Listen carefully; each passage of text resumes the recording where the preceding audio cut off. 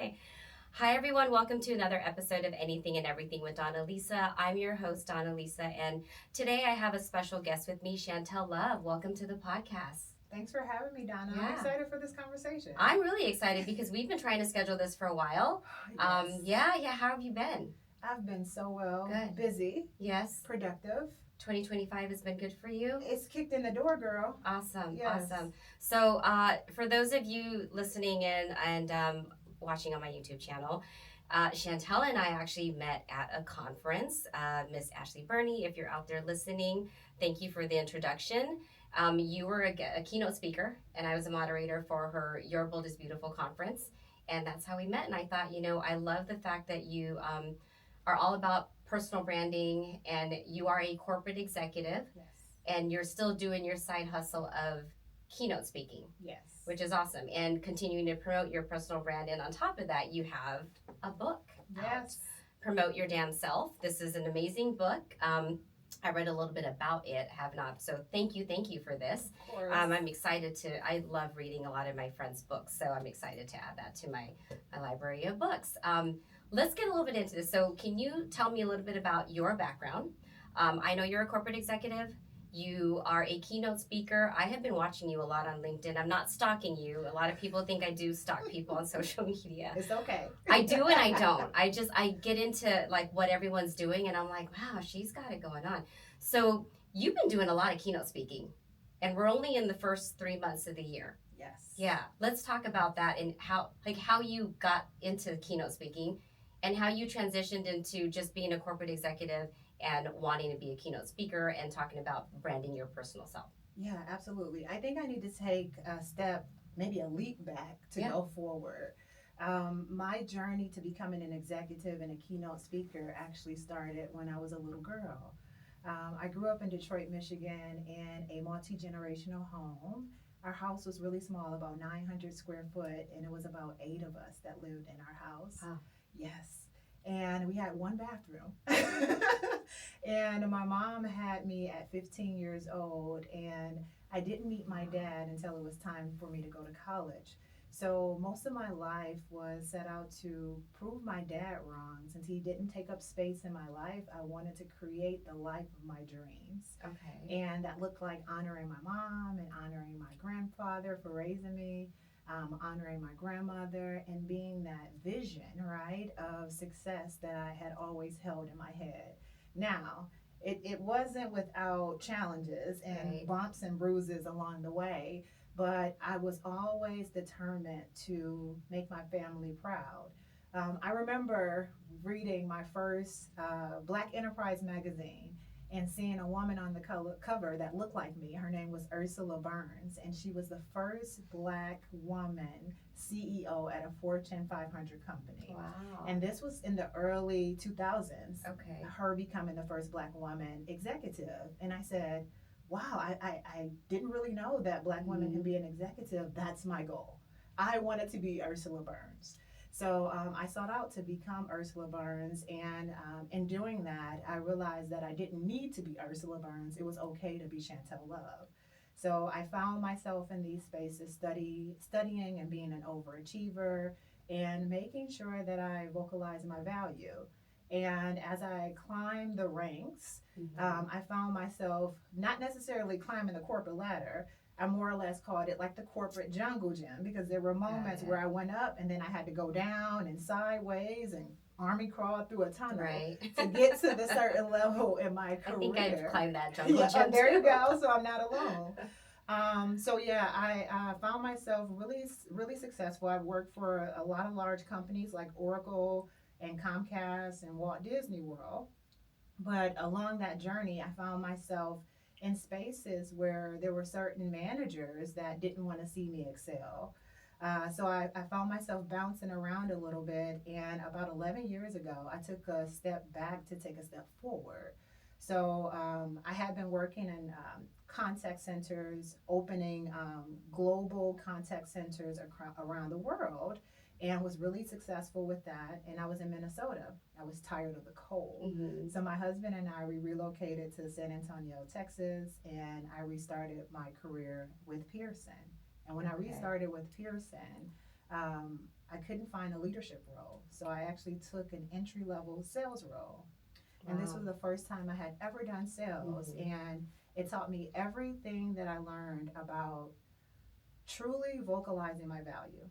And with this role, while it felt like a hit to my ego, because I was with a lot of entry level recent college grads, my salary was only $40,000 after having a really beautiful, handsome salary. It really made me focus. And what I mean by focusing was making sure that I networked, making sure I was vocal about the skills and value that I brought to the organization so that I can ascend quickly. So I was in that entry level role for about a year. And then I was invited to apply for a leadership role. And then with the same company? Yes. Okay. With that leadership role, I didn't get it. So I didn't get the role, and I was frustrated a bit, but I said, okay, I'm going to focus on the prize. About 3 months later, another leadership role came up. I put my name in the hat, didn't even have to interview, and got the role. And then from that point forward, my brand, my skills, and my ability to vocalize my value put me in spaces that I may not have necessarily belonged. And I kept ascending in my career and getting invited to go to the next level. So that's how it kind of worked out. That's awesome. To the leap back, to take a leap forward. Yeah. So you took a step back just to kind of focus a little bit more on how you wanted to keep advancing. Yes.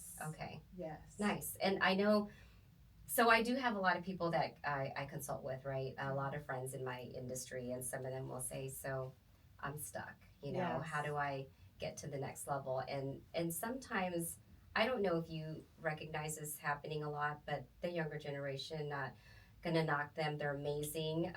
They work differently than we do, of course, but some of them go, why are you doing all that extra work and all those extra duties for no additional pay? And then for me, it was because, you know, the last corporate company I was at, it was more, I was in sales, but I also started managing a team. I managed people years ago, but really was just focusing on myself this time. And then they said, hey, we kind of need you to manage the team. Have you done this before? I'm like, yeah, sure. And then I was great at it. Then they said, okay, we need you to kind of help out with marketing. Okay. And that's when people started going, and then social media. And they're like, why are you doing all this stuff for no additional pay? I said, look, it's adding more to my resume, right? It just makes you a little bit more attractive on paper. And there was someone that I had coached that said, I want to go and do all this extra stuff, but like there's really no other place for me to keep promoting here besides being just a coordinator. I said, yeah, go on site, go on the field, do what the designers do, and that's another skill set you can add to your resume, even though it's not necessarily your title, but you can take that to the next place. And she did. And she got a higher position. And so I understand like you explaining that part, because sometimes you do need to take a step back to regain your focus and see where you want to go instead of trying to come in to a new location, of course, because you moved, right? And trying to just get that high leadership role. Yeah, sometimes it doesn't work that way. So so with your corporate company, that's where I kind of want to pick your brain. And you being this keynote speaker now, how did you start promoting yourself without your corporate company going, hey, I see you're posting a lot on LinkedIn, because it happens a lot, but you're not posting about where you work and what we do and the work that you do?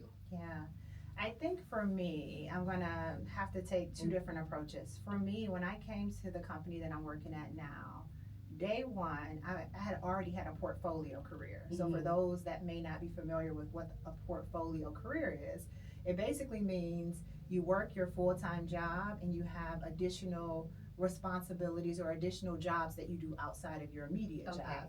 Many people refer to it as a side hustle, right? So I've always had a portfolio career. So when I started, even in that entry-level sales role, I moonlighted as an adjunct instructor to make ends meet. So I was very transparent with where I was and what I was doing. It wasn't a space where I felt the need I needed to pull the wool over their eyes. Now, when I started becoming a keynote speaker and expanding my portfolio career, so I went from an adjunct instructor and then I stopped that, and then I started coaching. And in addition to coaching, I started speaking. So what I ended up doing, by this time I had already had 2 or 3 different managers, Mhm. so it was a different approach. So I made sure that I had an understanding of our company's moonlighting policies, our company's non-compete clauses. Okay. I had an understanding of our company's conflict of interest. And I say this because it's important to, I don't know where the camera is, read your Right. read your corporate handbook, wherever it is. Yeah. Read your corporate handbook. Don't wait for someone to spoon feed you the information on what this looks like, because that's where most people mess up Okay. at. Yeah.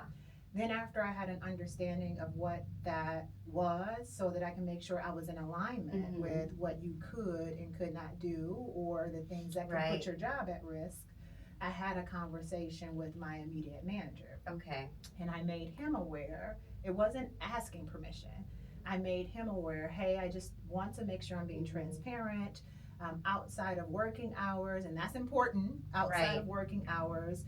I am a keynote speaker, and I also do some coaching, and I wanted to make you aware. Are there any documents that I need to be aware of, or any conversations that I need to have with HR to ensure that Right. I'm protected?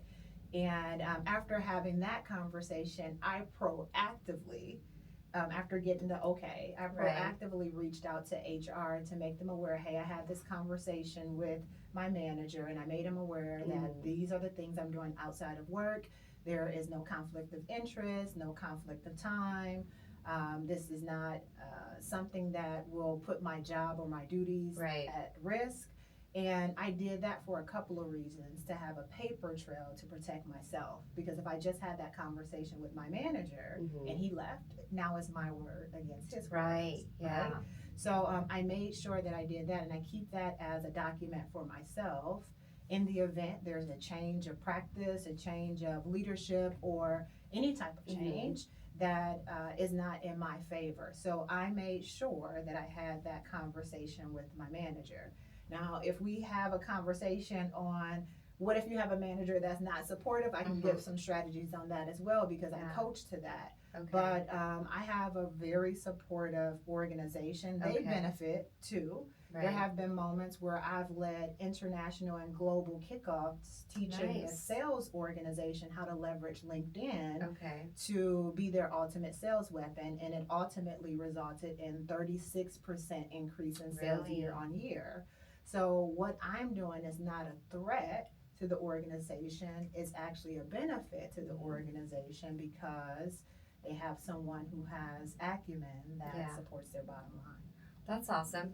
So yeah, let's talk about the owner or the boss that doesn't support it, because that's something, you know, of course, in my line I work with events, and I use that as a reference, because a lot of times when you're working for a corporate company that is in the event world, even hotels, when I worked in hotels, they made, when Facebook was a thing, they're like, we need to make sure that you guys are signing the social media document stating that you are to be professional, you know, inside and outside of work, and anything unprofessional that we see on your personal Facebook page is grounds for termination. This was again like in 2009, 2010, when it was just starting to get really popular, right?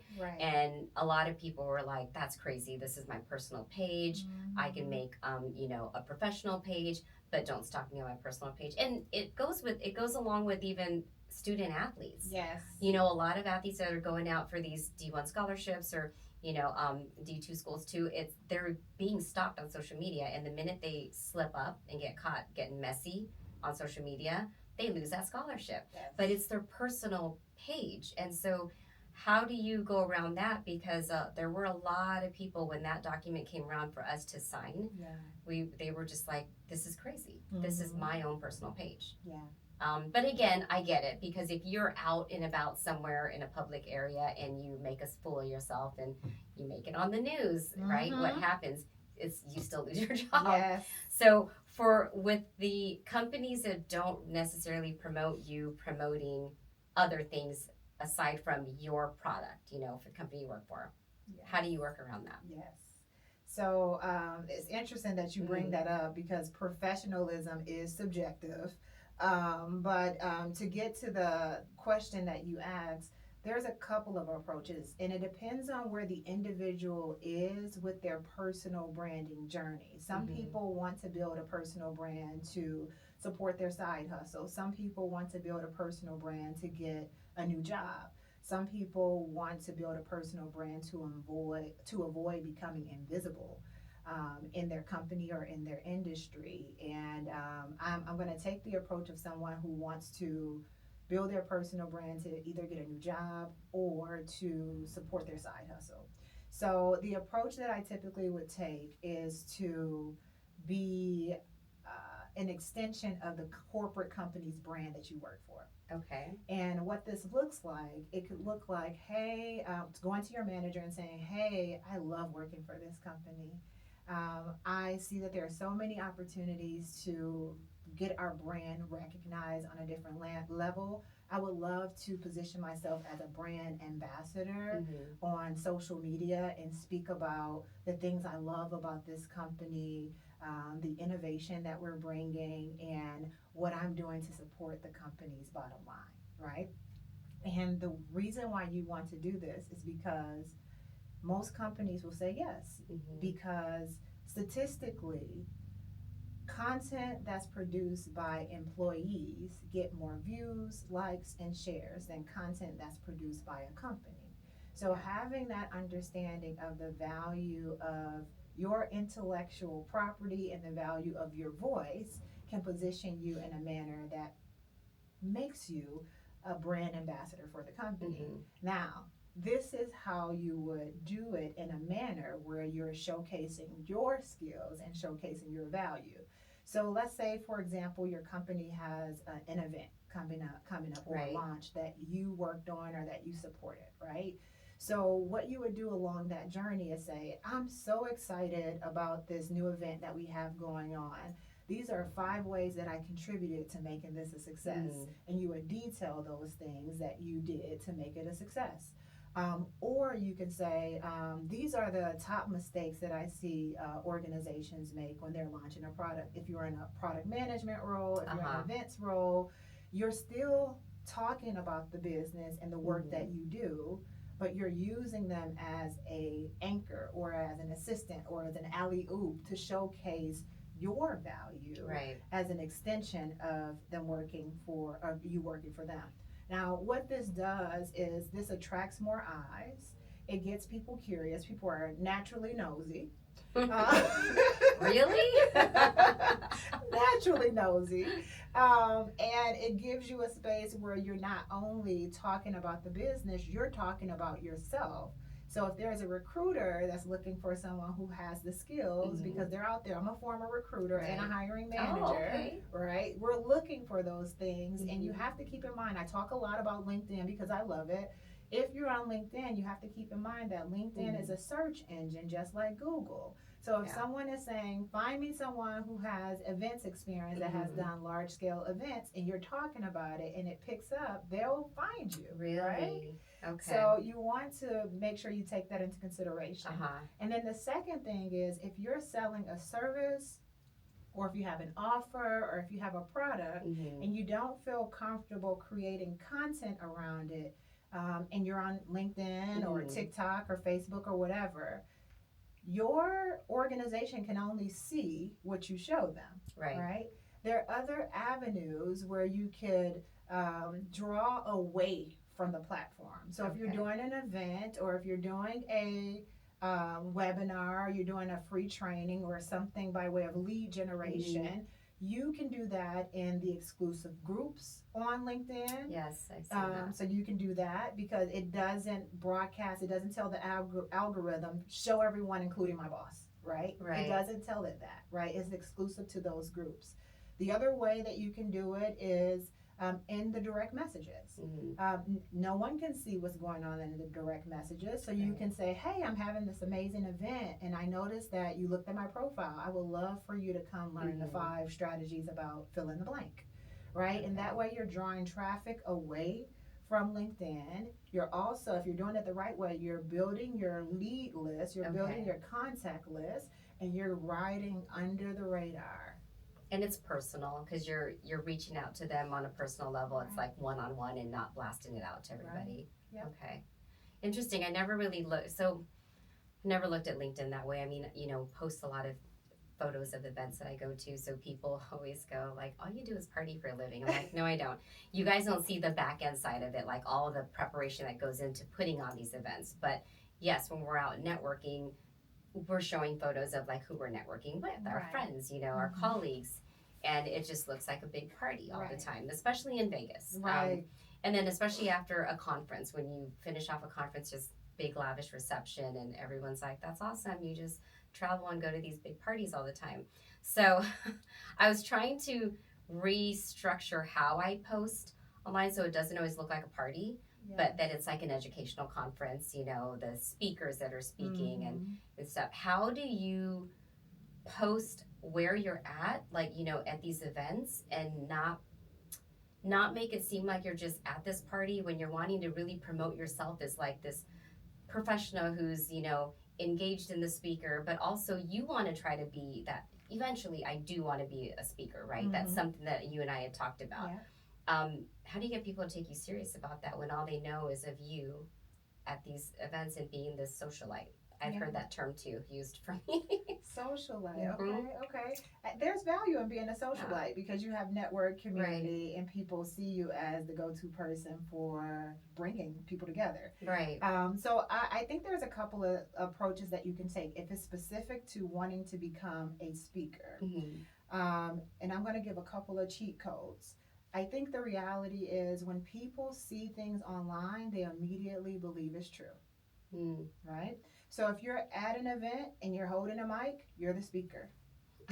Just take a photo of me. Yes, you're the speaker. Right. I think another approach that you can take if you're at these events, if you have someone that's there with you and you're engaging as the socialite and you're engaging with people in conversation, ask someone who's there to be your B-roll buddy. And as your B-roll buddy, what they'll do is they will record you engaging in these conversations with people, networking with people, giving advice or giving strategies or whatever you're engaging in the conversation with them about. The third thing that I would recommend is if you want to become a speaker, you have to tell people that you're a speaker. So your profile has to say speaker somewhere in it, even if you've never spoken on someone else's stage. But the reality is, over the course of your career, I can bet my house right now that you've led a meeting, that you've done somebody's workshop, or you've been at, you've done presentations, and people don't necessarily think of that as speaking experience. It is. That's how I started my speaking career because I was always speaking in meetings. I was the one who was brave to raise my hand to ask a question when we had a guest speaker. That is all cumulative speaking experience. And I think you can pull from that and start to say, and you don't have to say it was at work. You can say, the last time I spoke, the audience reacted to this quote, and I wanted to share this. Or I had a speaking engagement, i.e. a meeting, where where I captivated the audience and we spoke about event planning. Right? So I think it's all about positioning. It's all about making people aware that you are what they're looking for, how you can empower them, how you can support their event and their engagement. And social proof is also important. So make sure, like if you're leading a workshop or if you're kicking off, one of these events, get someone to take a picture, a video, or something that you can use as your social proof. Okay. Yeah, no, I've done that a couple of times, and everyone's like, you need to get a real person. I'm like, well, my friends do it, so it's fine. But speaking at the schools on events, and of course, because we're always trying to recruit, right, for the next person in the succession plan as we kind of phase out, because we're all, after some time, you want to kind of phase out of your role and let the younger generation take over. So let's talk about your book, because I'm really excited about it. And I know you do want to promote your book too. What made you decide to write the book? Two reasons. So I know initially I shared that I was making $40,000 with an MBA and a track record of proven success. I saw that recent post that I had no idea. So thanks for sharing that. That was very real. And I was like, how did I get here? And then after I created my career mapping plan and my rotational program, as I call it, there were actually friends and colleagues who said, "How did you do it so fast?" And I found myself in a space teaching them every single strategy that I did, and it was resulting in them getting 5x promotions, and they were increasing their salary, getting equity and bonuses. Some of them started businesses, and within 3 months of taking some of the advice that I shared, they were attracting 4 and 5 figure clients. Awesome. And admittedly, I was just sharing ideas, and I was like, maybe these ideas need to be documented. So I I decided to coach. That's how I got into coaching as a function of my friends. But ultimately, I wrote the book at a time where I was honestly pissed off with the pay equity gap. Right.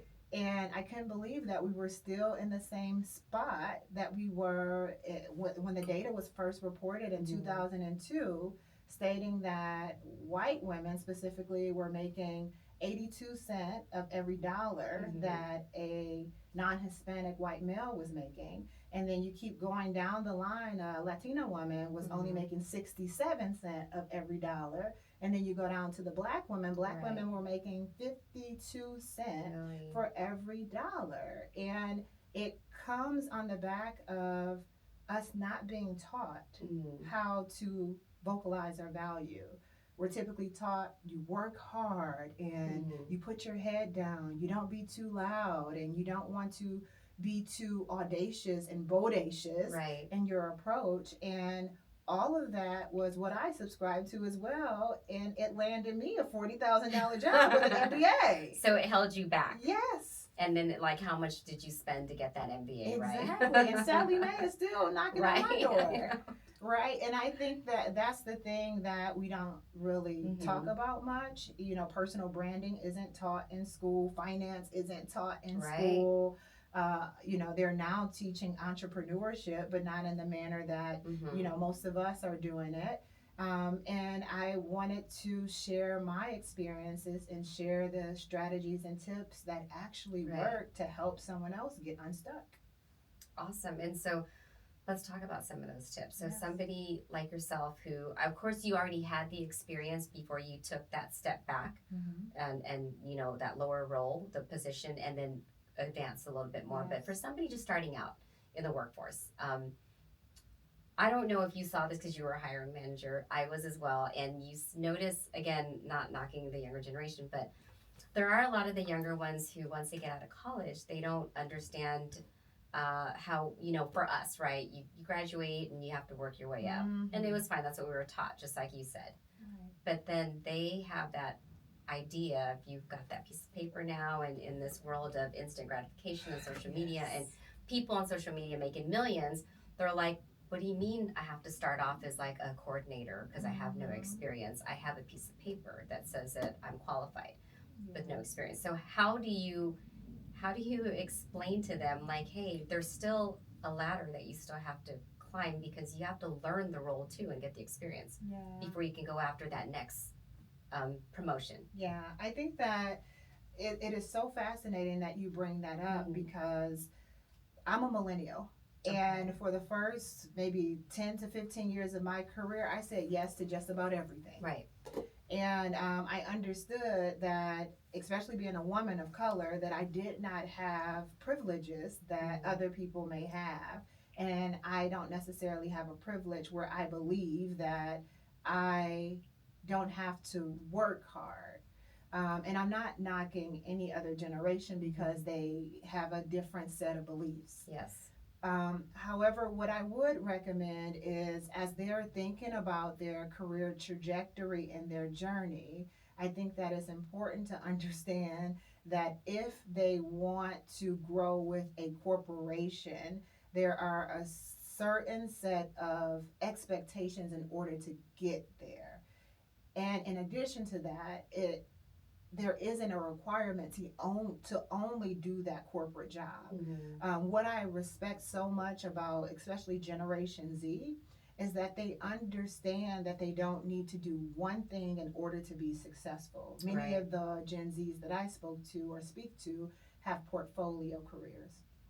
I think also, and I speak about this in my book, it's important to have social wealth. And what I mean by social wealth is to have the network that is in the spaces that you aspire to be, to act as mentors and or sponsors. And let me explain the difference. A mentor is a person that can give you an advice. A sponsor does the same thing, but they advocate and champion for you in rooms that you may not have been brought into or welcomed into yet. Okay. So having that understanding of the corporate politics or corporate political landscape and how to navigate that, and having the guidance of how to get to the next level. I think another thing that's important too is beyond just having that piece of paper is to truly understand what it takes to succeed in the existing role that you're in, and then what does it take to get to the next level. Right. Because it can be easily assumed, I have the paper and this is what you said I need to get to that level. But based off of the company that you work at, there may be people in line, there may be a corporate ladder that you have to ascend, there may be check boxes that you have to adhere to. So I think having a full understanding of that. And then lastly, I think it's important to have the right mindset. Right. And I can't shy away from the fact if you're going and fixated on an immediate result, that's likely not going to happen in many companies unless you become the CEO of your own company and you drive that immediate gratification another way.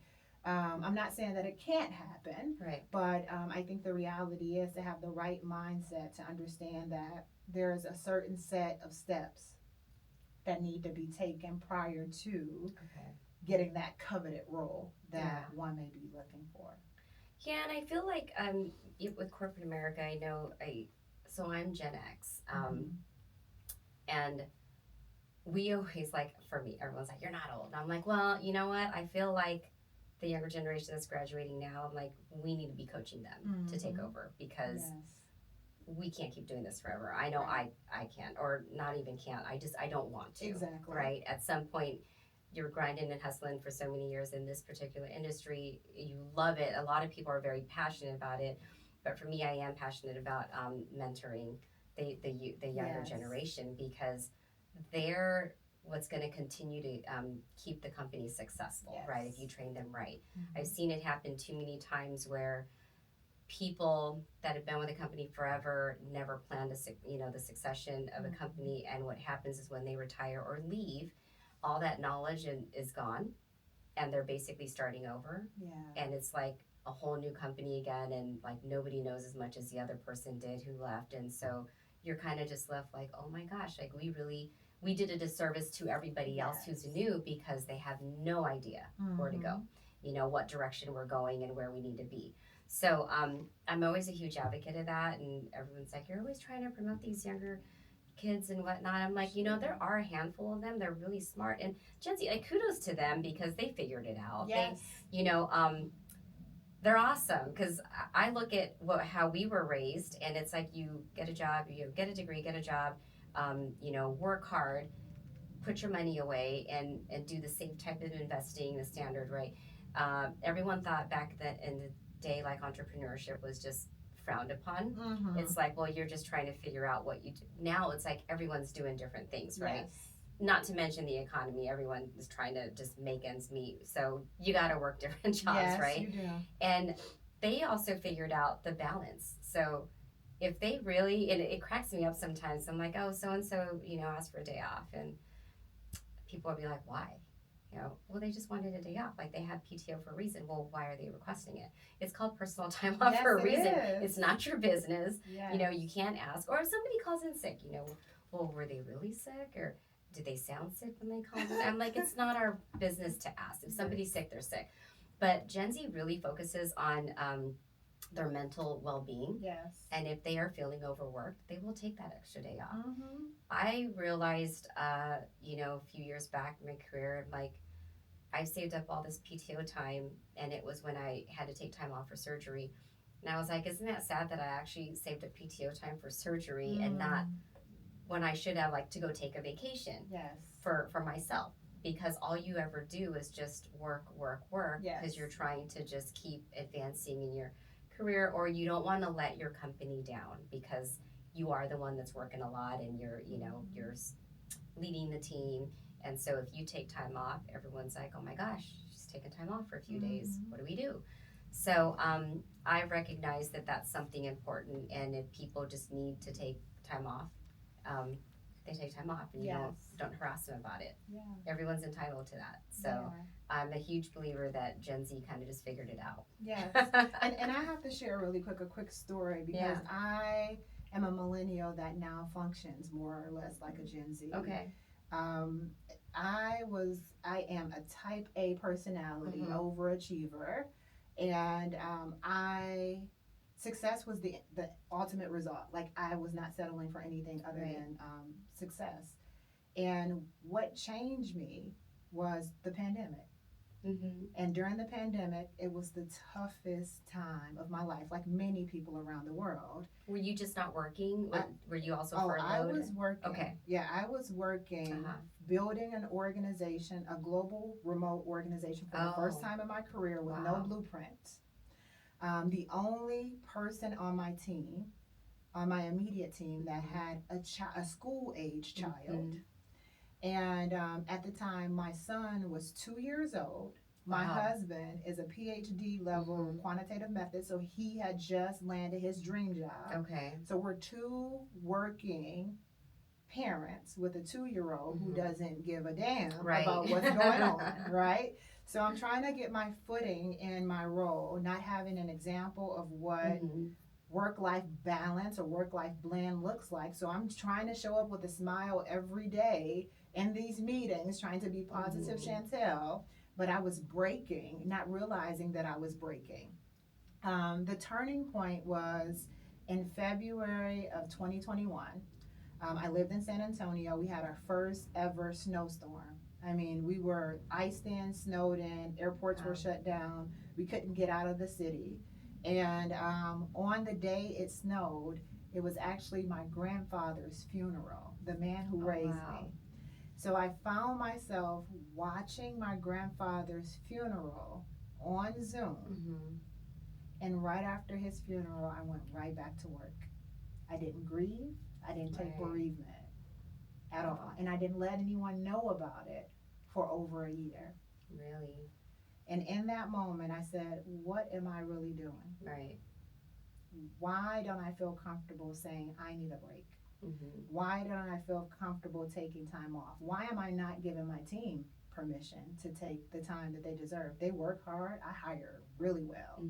And I know that our organization can stay afloat if someone leaves. And in that moment, I realized that I'm responsible for my work-life balance, not my employer.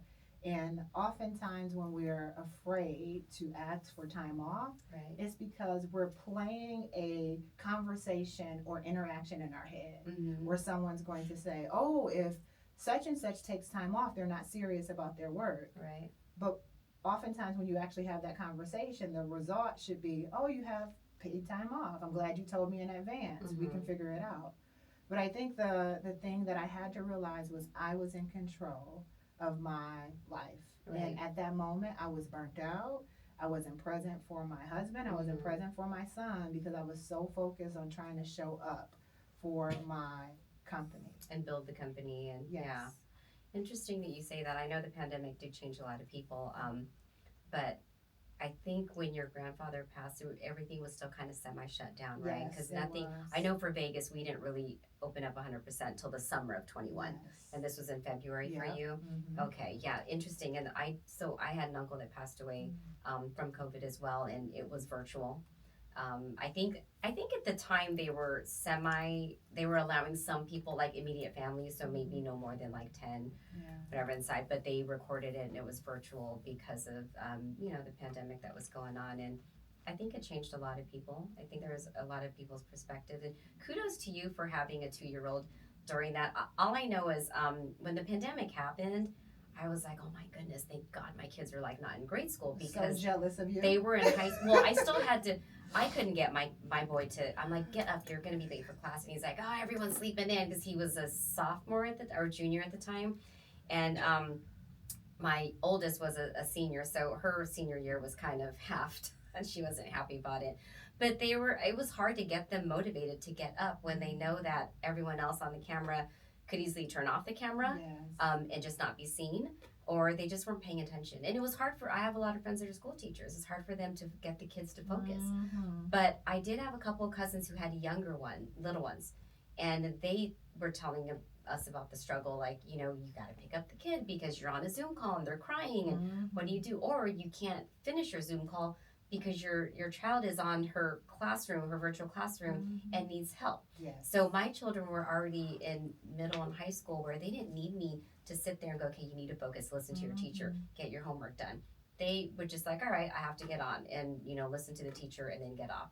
But your 2-year-old, needed you guys. Yes. You couldn't just let him be. No. Yeah, because he definitely needed attention, I'm sure. And all the time. That's tough. I was on a virtual call a couple times, and the because everyone was shut down, so all of the different locations, some of the general managers or operations directors, they're at home as well with the little ones, and you could see it was the cutest thing though, because you can see everyone with their little toddlers, holding on their laps, and I'm like, oh, this is fun. I don't get to experience that because my kids are grown. Yes. But it was definitely a different time. I'm glad that you kind of started recognizing you needed that balance, because that's hard. Yeah. It's hard when you just kind of get past somebody, losing someone, a loved one especially, and you don't really have time to grieve. Yeah. So I'm glad that you're recognizing that. And again, I am trying to do more or think more like Gen Z, because they figured out the balance. Yes. I know a lot of the other generations go, man, these kids aren't serious. All they want is like they want their time off so that they can go have their own mental days or whatever. But sometimes you need it, and especially I feel like the world is ever changing, right? Yes. Constantly, with social media and how much it's advanced. I feel like everybody kind of needs some time to detox from it, and just regular life. So yeah. So going back to your book, you can buy this on Amazon, right? Yes, you can get it on Amazon. If you're in the U.S., you can get a signed copy on my website, shantellove.com. Okay. Awesome. Yes. And what is the next step for you? Yeah, so the next step right now, I just released a course called LinkedIn MBA. Ooh. And with this LinkedIn MBA course, it teaches you how to navigate LinkedIn to attract clients, attract opportunities, attract recruiters, and speaking engagements. It also has this really cool 18-day LinkedIn visibility challenge that walks people through how to post, how to curate their posts. It has AI tools on allowing you to post without having to disrupt your workday. And it gives the exact blueprint of how to get you started without having to think about it. So that's next for me, and continuing my speaking journey and my speaking business. I have a couple of events that's coming up. One here locally is with C-Suite, where I'll be sharing the 3 personal branding mistakes that's hurting your executive career.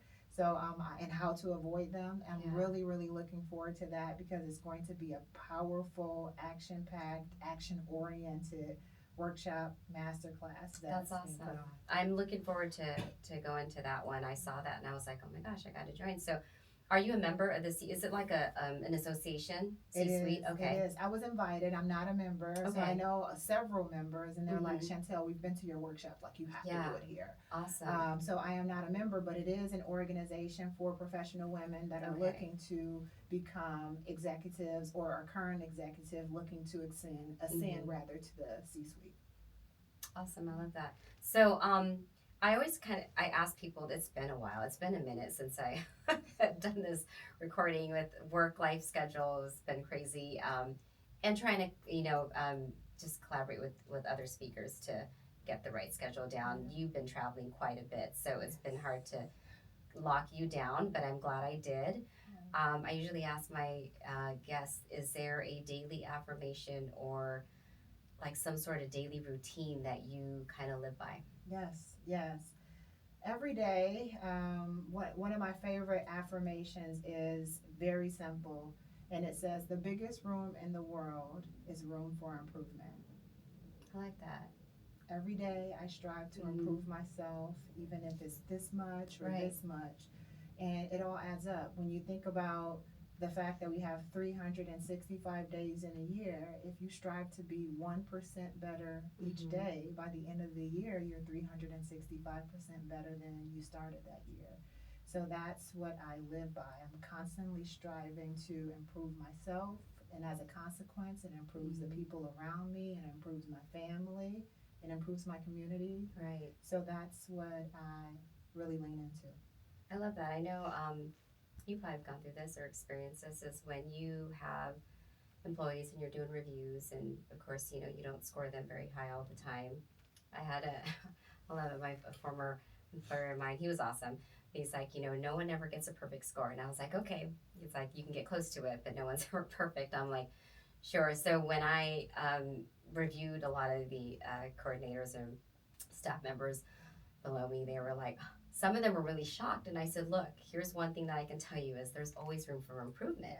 That was one thing taught me, and it's so true, because I'm not perfect. There's always more that I can learn. I learn a lot from you, by the way, watching you on LinkedIn. And that's why I was like, I need to get this girl on my podcast soon. So I do believe there's always room for improvement. Everyone can improve some way. So yeah, thank you for sharing that. Of course. I appreciate you coming in today. This was awesome.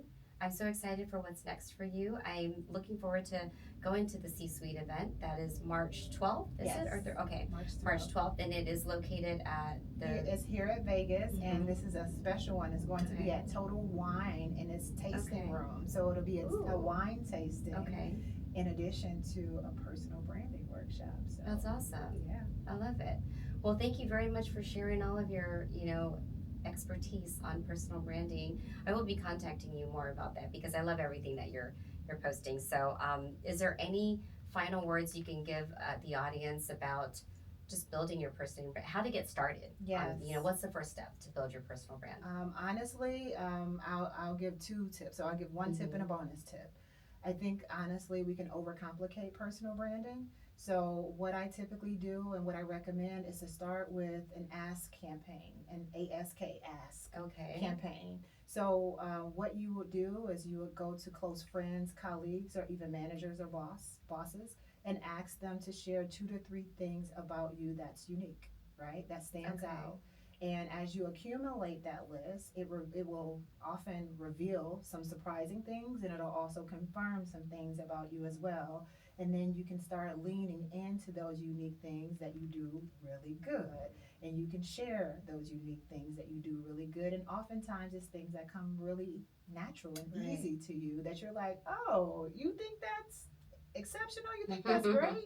And sometimes we can, overlook those things. So I would say start there with an ask campaign and ask your close friends and colleagues and even your manager that question. What are 2 to 3 things that you believe are unique about me, or 2 to 3 skills that you believe I do better than anyone else, right? Start there. And then the other thing I would say is just start. If I'm being transparent, I'm a LinkedIn OG because I used to be a recruiter, but I hadn't been working on my LinkedIn personal brand until maybe about 2 years ago. And it was a mess. It was all over the place. Some of the posts were like, oh, girl, that wasn't that good. But where I am right now is a function of just starting. You will always be better than where you started if you're consistent. So being consistent looks like, whatever is consistency for you, 1 day, 2 days, 3 days, a week, whatever works for your schedule, but just start. Just start. Okay. No, I like that. Good piece of advice. The consistency thing I do believe in. I will tell you, though, I was burned out from social media. I was constantly posting things and not to be like, some people are like, oh my God, you're just posting just to show that you're out there and you're living the life. I'm like, it's really not. It's just to stay consistent and be on people's algorithm, right? But I burned out. And so right after the new year, and people could see, because it's funny, I would actually get text messages from friends or family going, hey, I'm just checking in. Are you good? I'm like, yeah, I'm good. They're like, we haven't seen you on social media lately. What have you been up to? And I said, just taking time off for myself, because I needed to disconnect for a bit. It's a lot. It is. It's a lot. And, thank goodness for ChatGPT. It helps with drafting, getting started on the post. But you usually would be like, oh my God, what am I going to write? What am I going to post about? And is it appropriate Is it okay to take a little bit of a break and then come back? Because that's kind of what I did. Because I keep hearing like, oh no, you don't want to do that. Because then you get off the algorithm and then you come back and you have to try harder to. And at this point, I'm like, I don't really care who follows me anymore. I'm just posting for myself. I don't need all the followers and that much engagement. I know it's great, but it's just the pressure of having that when you're building a brand. I think it's so, and thank you for bringing that question up, because I do get that question here and there.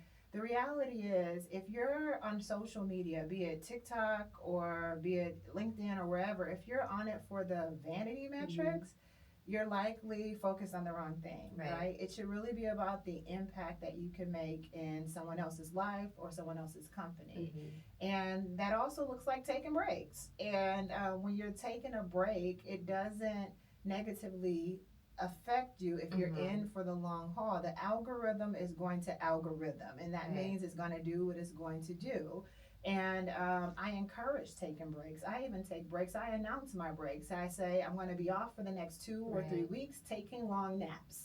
That's what I'm doing. I love that. And you should too. When I come back, I'll have things to share. And I do my best when I come back to try to schedule my events or schedule my posts in advance using LinkedIn scheduling tools, or Buffer is a really good tool to schedule in advance so you're not addicted, or it becomes addicting. Right. And being very meticulous about your boundaries. So I don't spend longer than 1 hour a day on any social media platform. Awesome. Because there were times when I was building my brand, I was spending 5-6 hours on building my brand, and you can quickly and easily get burnt out. And posting content doesn't necessarily result in dollars. So I think it's important to know when to take a break. It's okay to announce that you're taking a break. It's okay to come back, and the algorithm doesn't like you. It will like you over time, but it's more important to be consistent in making an impact versus focusing on those vanity metrics. Yeah, no, I love that you shared that, because a lot of people do focus on that, and it's more posting about things that are valuable to your audience, right? Take what they can take back. Right. Awesome. Well, thank you so much, Shantel. I appreciate you sharing all your tips and tricks with us, and for being here especially. Thank you for having me. It went by so fast. Yeah, it did. I'm glad. So enjoy the rest of your weekend, and I'll be seeing you soon. Yes. Hopefully that's a promise. Yeah, it will be. Okay. Awesome. Thank you. Thank you.